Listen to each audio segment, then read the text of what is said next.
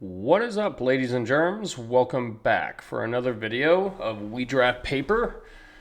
And I am MTG Flux, and today we are doing Teenage Mutant Ninja Turtles. And the guy right next to me, he just basically does the windmill slam, quite literally, saying that he's like, well, I made my money back because he opened up Super Shredder. But us, we get the Triceraton Commander.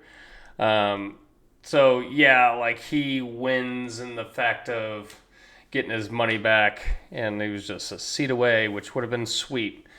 However, I think we were fine by picking up the Triceraton Commander, and I do think that white's substantially more deep than black. Black is pretty good in this set, but I am fine starting in this spot. So this draft, like, we quite literally got fed. There was a sense of getting cut off. I was getting cut off from black from the other direction, and then I was getting from the guy that opened up the Super Shredder. Then I was getting cut off from white, kind of, from the person to my right. So that being said, we know we're white, and this is a fine place to be. We get a Lord's Dredge here. So this was like, I mean, I don't mind going off typal. Like, this being a small set, you only get your 5 different archetypes. So, like, the other color pairings just don't have those kind of synergies and stuff like that, but some overlap. So I'm looking at this Kasune, Dragon's Daughter. I'm just considering like the possibility of these kinds of things. I go into all these drafts like, well, I could be 5 colors and I'm cool with that. But I think I'd take the power level over the fixing, because I think I would have otherwise taken Mona Lisa there. So you can see I'm kind of waffling back and forth between the two options. But yeah, our camera is not working, or our face cam is not working today, so you guys are just gonna have to bear with the settled voice that I have to offer you all. So here we get past the Mutanables, so that's an easy snap keep over first picking our Triceraton. The Kitsune, like, still considering the possibility. We'll see how blue kind of flows. But at this point in time, we know we're white. They gave me a hard signal of maybe not being white, because you have to pick something really strong over passing the Mutanables. Then we get the Savanti. I like Savanti a lot. I know some people are not as high on it. There is an argument for the Exile, but I think Savanti is just a strong card and provides its own really draw engine, which is a pretty powerful effect in limited. So I am perfectly content by taking that as a signal that black is also not being contested from that direction. So feel good about this start, especially getting having 3 rares, in the first 4 picks, which is pretty cool with me, and 1 uncommon that might as well be a rare. So feeling good about this spot as far as just raw card quality. These games I ended up going 3-0 with this deck. This deck was probably the most powerful deck that I had in this format.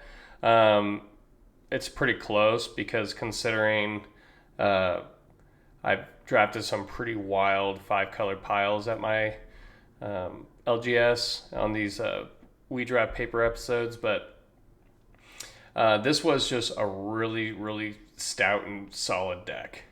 I don't think people were prioritizing cards probably as high as they should have, but that's okay. And sometimes you just get fed like that, and that's when you just take advantage and live your best life. And that's quite literally what I did here. I feel like the consistency and the things to do in this deck were, very apparent. So into this next pack here, pretty not great. I mean, the High Flying Ace or the Eastwind Avatar are two great options. I think those are just the two standout cards here for me.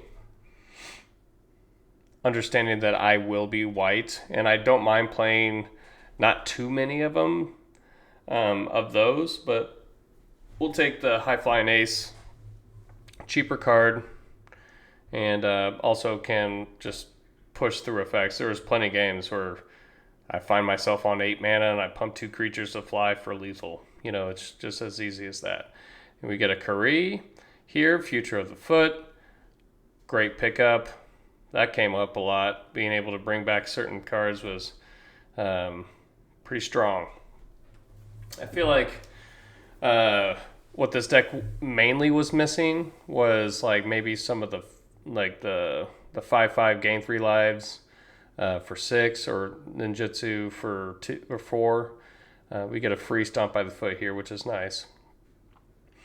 Our first matchup was against like a really good. This guy probably had the other best deck of the pod. It was a 9-person pod, and he had like a really sweet like value Abzan deck that like a lot of raptors, a lot of recursion things, like the cards are just really, really good. And it was I got him in 3, but they were very tight games for sure.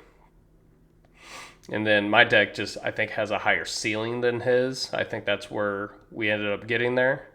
And I will say, I lost every die roll all night long. I was on the play so much, on the draw so much throughout the night. I actually spec on the Sewer Valence cam, just in case like we end up in a 3-color pile, like considering this Kitsune and maybe some Esper kind of playable deck that we could potentially get, but not a big deal if we don't. So we're feeling good. We're in a good spot. Squirrels, yep, it's just an easy 1-mana card that can, provide some sneaking, so that seems good. Tunnel Rats seems like a fine place to be. So we got through our round 1 match, and it was just an Abzan value deck. It was really good, but we got there. And then we go to like a Golgari like mono removal deck, and he just like was just destroying absolutely everything. But there was a couple turns where he didn't destroy some of my 1-drop threats, getting me into my sneaking cards that got aggressive quickly, and we definitely just outvalued them in that regard. So yeah, and that was really, really good. And then the final boss, he was on another black-white deck. He had some of the pieces that I didn't have, but he didn't have like the great value 1-drops to kind of like start the sneaking and going from there. And so yeah, and we ended up just pushing through and getting there in that regard. So we were able to get some things going there. So it was a good, clean 3-0 tonight, and we were happy with the result 100%. Oroku, heck yeah, that's what I want to see here. I'll take that over the Foot Ninjas, but Oroku is if you get one of them high value 1-drops, like Oroku, just one of those on turn 1, sneak in Oroku on turn 2, you're kind of off to the races. You're drawing cards, you're chipping in for solid damage. Like, it's just a really powerful start. Here we have the Last Ronin's Technique. Great card for us as well. This Last Ronin's Technique, making 3 tokens on its sneak in, it's just really, it makes me almost just want to auto consider our uh, like Mardu colors, because like there's some good alliance cards that kind of go with this, but it already just goes really good with Mutanables and is pretty strong. And here we get the filter. Great pickup, taking it over about anything except for maybe Dream Beavers, but filtered like just value. Like, and we have two really strong sneak cards on turn 2 to make this a pretty strong direction to go. So the pieces are coming together, and I'm happy where we are heading.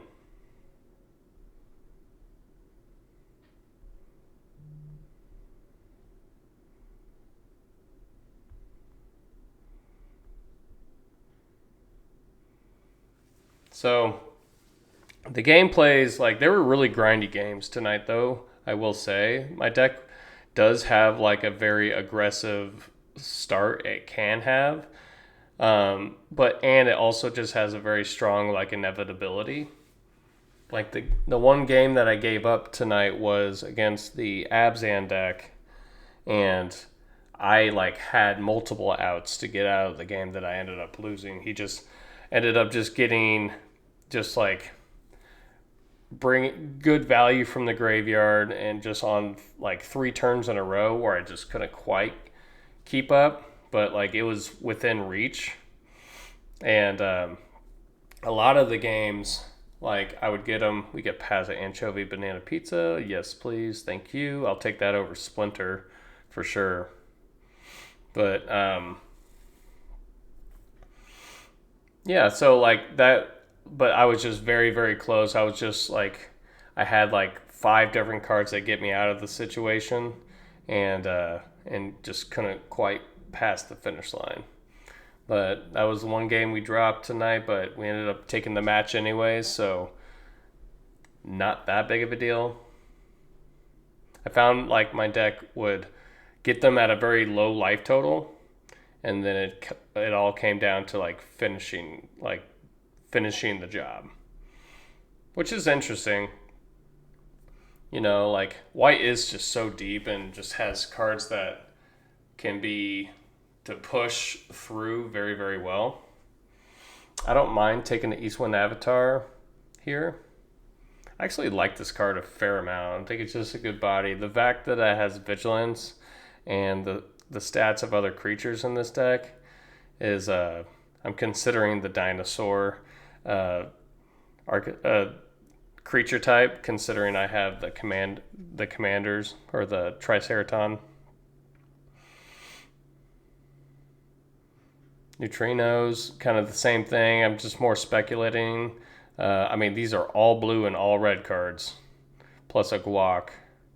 So, pretty strong pack for that kind of thing, but it's really not what we're looking at here. Good cards, though.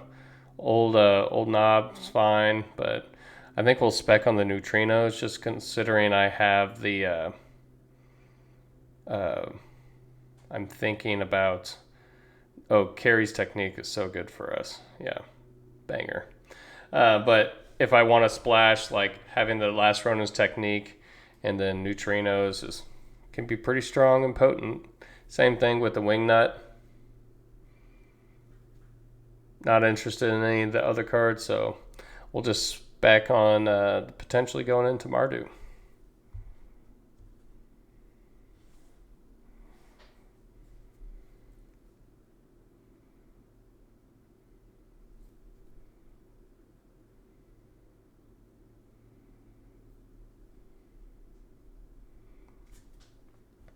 Here, we'll just either take a 2-drop or a flyer. Would consider both, or another copy of Surveillance Cam if I wanted to still consider the Esper route. But like blue hasn't been inspiring this draft. Just like Kitsune is fine, but it's not even like that remarkable. So we'll just take a little 2-drop, make sure our curve's low, and we can get in where we can. Another high flying ace, but we take April O'Neil. April O'Neil's nice card to sneak back as well. Given extra scries, that kind of card advantages can be potent if not respected.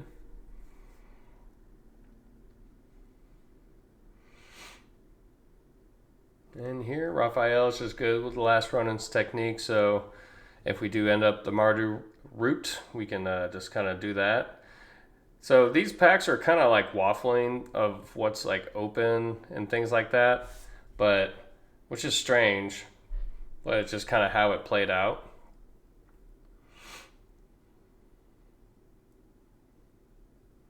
So the signals are very mixed here for sure. I actually thought that Leonardo was a Janica plane cycler. And so I was like, oh no, I don't want that. I was like, oh no, that's a Leonardo. That's a good sneak card as well. Which Leonardo was really, really good in this deck, especially having copies of Last Ronin's Technique. So we're getting there.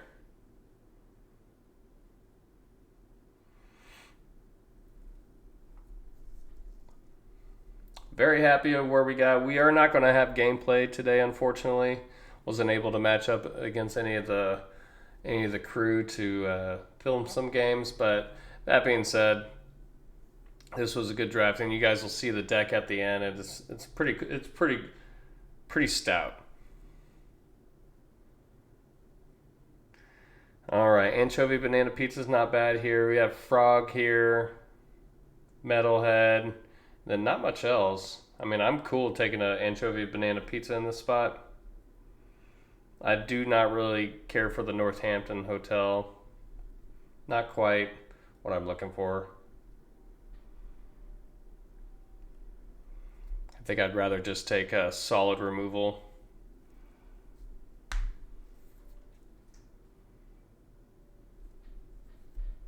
Now having 2 copies of that, it's a pretty strong thing to be doing.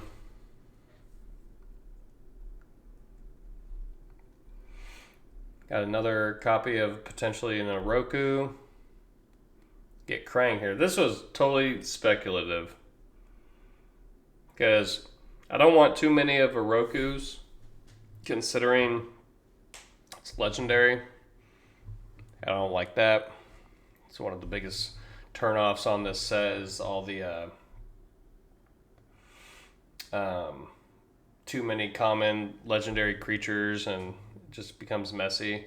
So Krang, just speculative.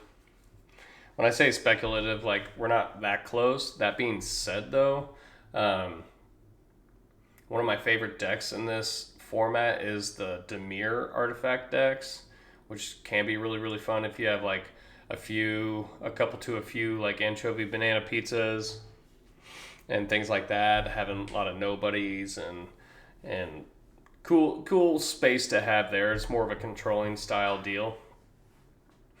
And but yeah. So doubt we're playing it, but that's okay. I think honestly I've just seen the affinity decks kind of go around in standard, so I was like, well, at the very least I can maybe have a piece there if it spikes in price at all, but or dredge. But we get another Mutanibles. So this was a tough pick. So I actually don't know what's right. Mighty Mutanibles or the Southwind Avatar. Southwind Avatar, I think, is just a super strong card by itself, but so is Mutanibles kind of grows, and we do have kind of like a go wide thing going on. So I picked the rare there and just really like, I don't know. I think that pick was a lot closer than me snap picking the Southwind Avatar.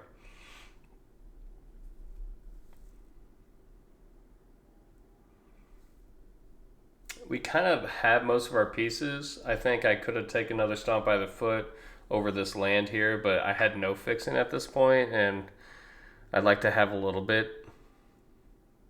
Squirreloids, Squirrelinoids, second copy even should be fine.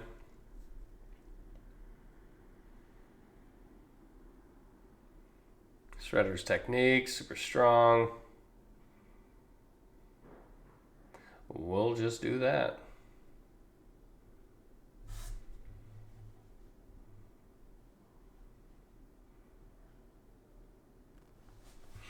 So I've liked how this set has kind of grown on me because I was kind of quite the hater at the beginning.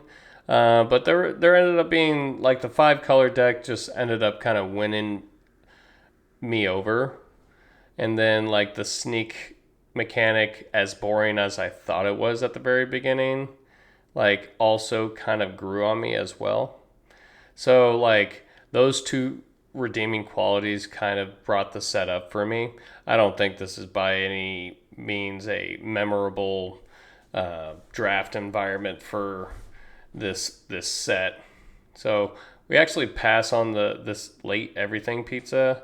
I just don't think it does anything for us. We could take a second copy of Oroku, but like I said, I don't want to have too many copies of that, and I'll just take the fixing here. But this set has just kind of grown on me, and I was happy with where, like how these kind of games. And I will say that I'm pretty sure I've only given up 2 rounds in the 4 weeks that I played in this. So my win rate in this set is super high. So like that's always, things are kind of better when you're winning as well. Winning is a big part of doing this, and like the feels good of Magic, being able to win, and we at our LGS we get a pack per win, so you can get up to 3 additional packs on your way out if you go 3-0, and yeah, and Dream Beavers, yes sir. You see how late this Dream Beaver is? It's actually quite criminal. I think I take Dream Beavers over almost all my cards except for maybe the Triceraton. So, or the Mutanables. And I still think that is a close pick. So, happy picking up there. That was just like icing on the whole cake. Just really kind of put our deck where in a place of like, okay, now we have like the ultimate edge over everyone. So, that turned out pretty well. So, happy about that. But yeah, this set has turned out pretty good. We went 3-0 tonight, and and I drafted a lot of different decks too. I think 2 of the decks were 5-color piles, and I'm all about that. Like, just having different directions and finding out what works well. Like the artifact and 5-color deck kind of working together to make its own kind of archetype was pretty cool, and like it had a lot of strength to it. So finding discoveries in these sets that don't seem that great is it's nice. But we have Strixhaven coming up soon, and I look forward to getting in there. I do want to thank everyone for watching these videos.